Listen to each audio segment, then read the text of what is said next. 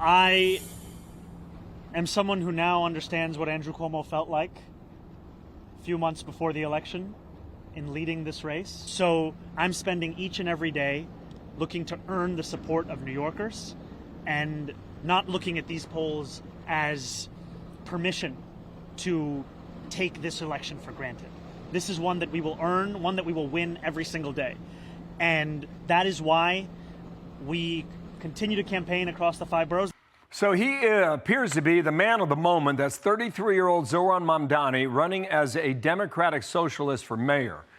About 6 weeks away as of this past Tuesday. We did some Fox polling out in the 5 boroughs, and here is what we found as to how New Yorkers are feeling about this race. How are things going in the city? 62% among all New York City voters say they are not satisfied.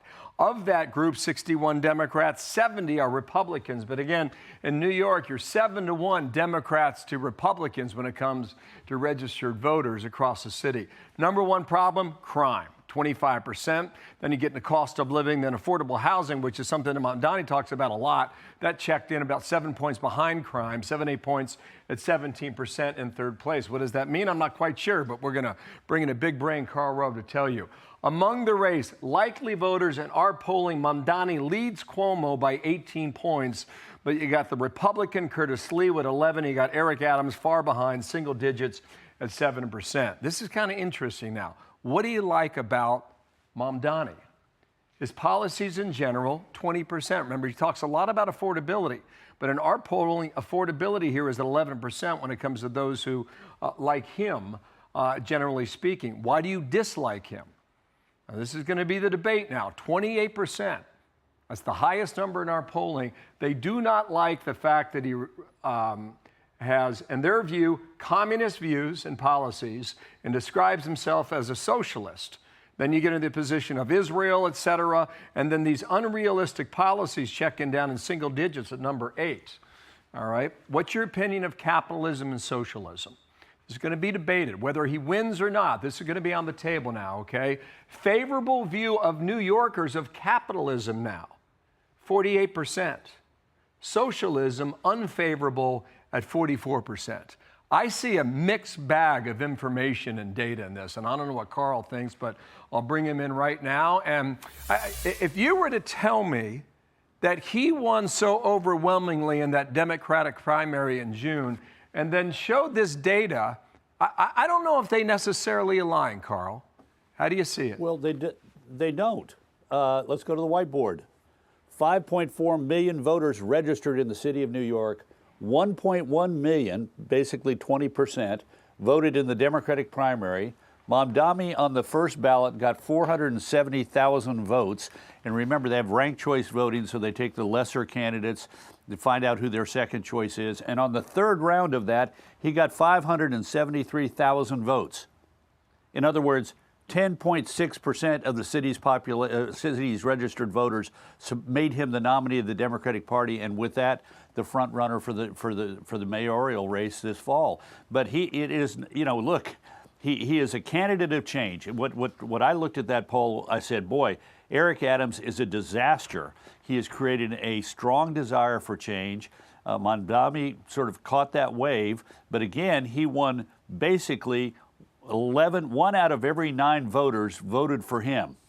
That means that 8 out of 9 didn't, and so he's smart to realize that this race, if he did not have such a flawed opponent in the form of the former governor of the state, this could be a real horse race. I still think he wins, but he's smart not to take it for granted because his base is relatively weak, given the fact that he won with basically 1 out of every 9 voters in the city. Scott Bessent, who is the Treasury Secretary, was on Mornings with Maria. He was sounding the alarm about Mamdani. Watch. I guarantee you, and there are not a lot of things in life that are sure, that New York City will be coming to the federal government for a bailout if the Mamdani plans are implemented. And are you going to give him that bailout? It will be the same thing that Gerald Ford said. Drop dead. Oh, okay, there's that. But Karl, Hammer and I were having a little discussion earlier. It's not like the candidates running against Mamdani are giving us anything to work with. You barely see them. Right. They're not making headlines. They're not even, it's like they're not even trying.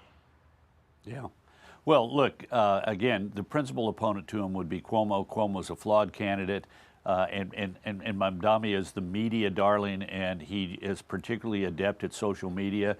He's likely to win. The problem is going to be that the expectations for change are going to be so high, and the only way to do that is to basically take a lot more money out of the people who've got money in New York, and they got the ability to leave. So I think the Secretary of Treasury is right. You execute his plan, and the city is going to be in economic difficulty.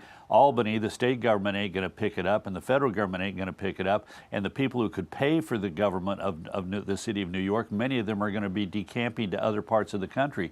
And in the meantime, this is going to be a big face of the Democratic Party going into the 2026 midterm elections. Just like Gene Kirkpatrick stood up at the 1984 Republican Convention and denounced San Francisco Democrats, Republicans, and everybody knew what we were talking about, people are going to be able, if he wins, to get up and say in places all across the country, this is where the Democratic Party is going. Do you want to go there? And the failed policies of big city Democratic mayors caused Los Angeles to have a Republican mayor for 8 years, and it caused the city of New York to have a Republican mayor for, what was it, 16 or 20? I mean, this is a real problem for the Democrats. Well, we know a big nationwide. part of his campaign is to raise taxes, but that doesn't come out of New York. It comes out of the Capitol in Albany, New York.